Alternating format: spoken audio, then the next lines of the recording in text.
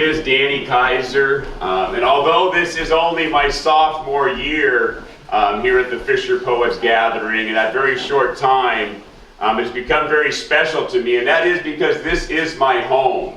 I was born in this community right here in Astoria, Oregon, and my family has very deep roots in this community. I earned my very first commercial fishing dollar on this very river right out behind us here, gill netting with my Uncle Jack Marinkovich. Both my mother and my father worked for Bumblebee Seafoods right here in Astoria, Oregon, up until they shut their doors in 1980. I would actually come down. This was the cold storage plant for Bumblebee Seafoods. My father worked just this side of the Megler Bridge at the main plant up there, but on the weekends my father would bring me down to this very building where I would fish off the dock while he would work here at the cold storage plant. I mean, literally my father's blood, sweat, and I'm sure some tears are in the very floor that we find beneath our feet right here. I almost find myself welling up with tears as I look at the beams above our heads and realize that my father could have very well driven some of the nails you see in those beams up there. So it's a very special place to be. I love this place. And I have spent my entire life commercial fishing, from the Columbia River up 15 winters in the Bering Sea, the Gulf of Alaska. I've Dungeness fished all the way down from the Canadian border all the way down to the Farallon Islands below above San Francisco there. So the piece I'm going to share here today is just something I penciled out sort of as my farewell to Fisher Poets 2018. Glasses. Sunday has come, this trip has come to an end. The poems are unloaded, we will miss all our friends. Headed back to safe waters, looks like we'll survive. The works that we've shared with fishers and friends, these memories shall last until we're together again. The connection I feel runs deep in my soul. We laugh and we cry as the stories unfold. The weak and the strong, the meek and the bold. We all hold on tightly, embrace for more poems. The courage it takes to share a piece of one's life would not be so easy without our friends by our side. We all have our reasons for choosing this life and sharing the struggle that lives deep inside. Although it is sad, I won't shed a tear. Fisher Poets 2019. We will see you next year. Thank you very much.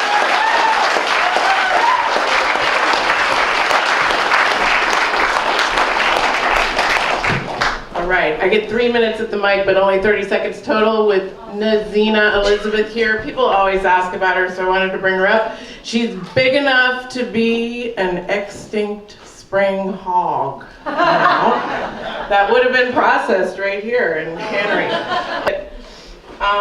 Clean energy jobs, it's on my hat. It's about putting a price on pollution so big industry in this state doesn't run the fishermen under.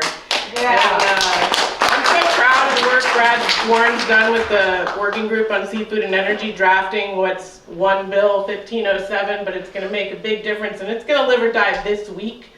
So I made a deal with the devil to print on this paper. If you haven't called about clean energy, please do. And my 40-second poem. It doesn't matter if your politics lean towards starboard nor towards port. These seas are rough. DACA, Me Too, kids dead in schools, and global warming.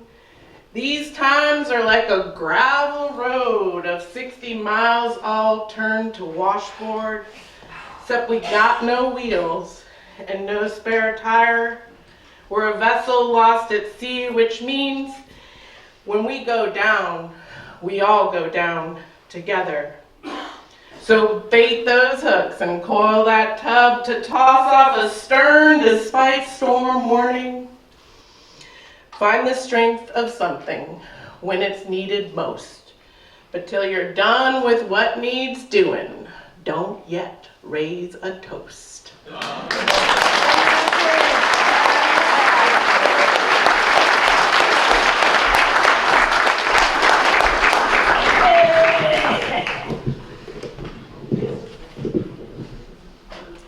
Daniel, aka Paddlefoot Ron.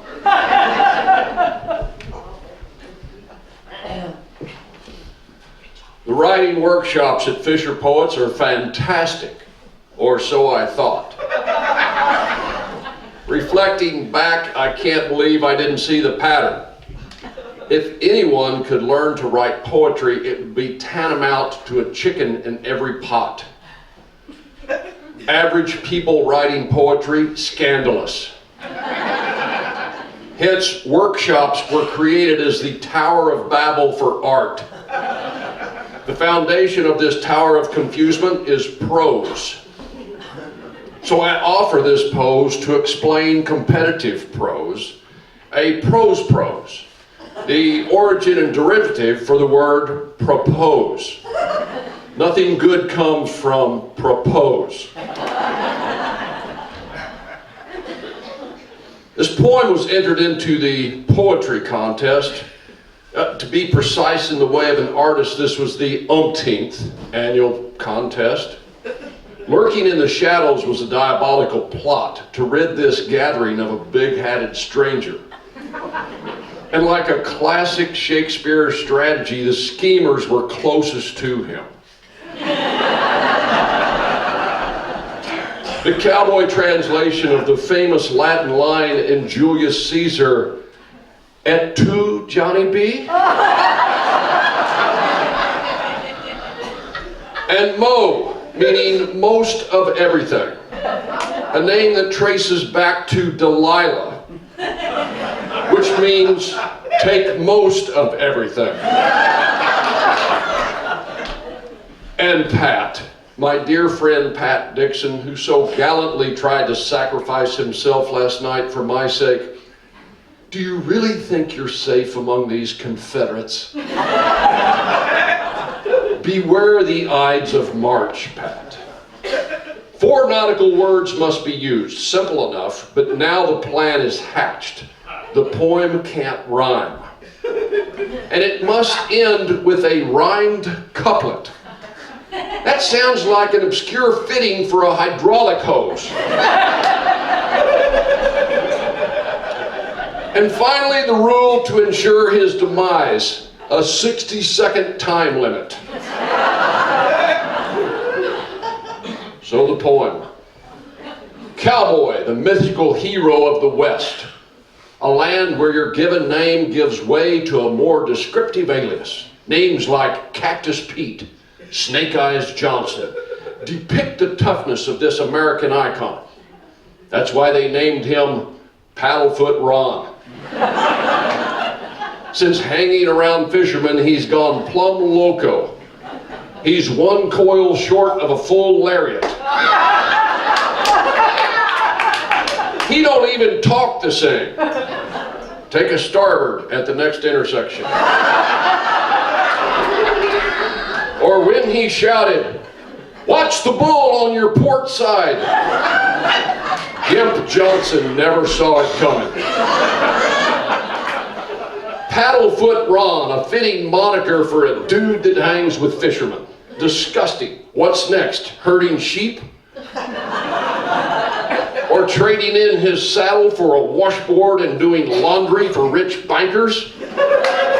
And for what? For a wallet that's as empty as a lawyer's heart?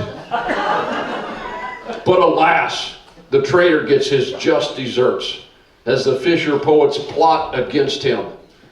This cowboy won't go away. He doesn't seem to know the meaning of the word quit.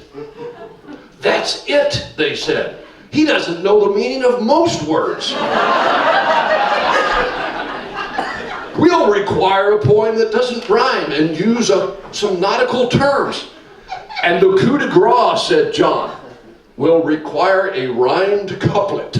And if by chance he pulls it off next year, will require a synonymed triplet.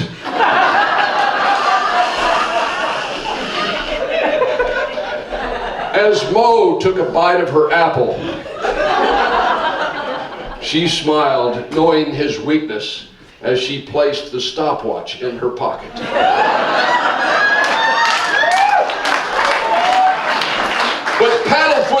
everyone accepts your challenge. Why, this ain't my first rodeo.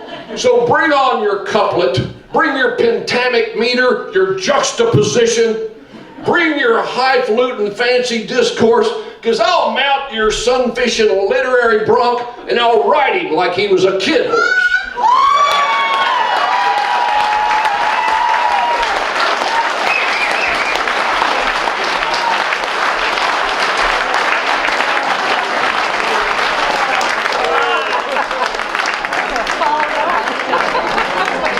Oh boy, that's a tough one to follow. I'm Clem Stark.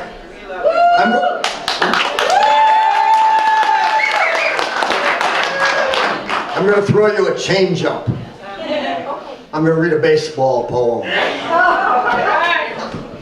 It's called How I Became a Red Sox Fan. Donnie Vragel is to blame. He lived across the street from me. He was 10.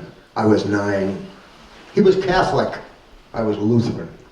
He taught me baseball, the rules of the game. How to read the box scores, how to keep score, how to figure batting averages and earned runs. It was the summer of 1947. He said I needed to choose a favorite team. What are the teams? I asked. Well, he explained, I'm a Brooklyn Dodgers fan. They're in the National League.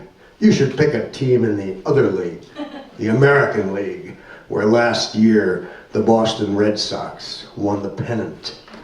You could be a Red Sox fan.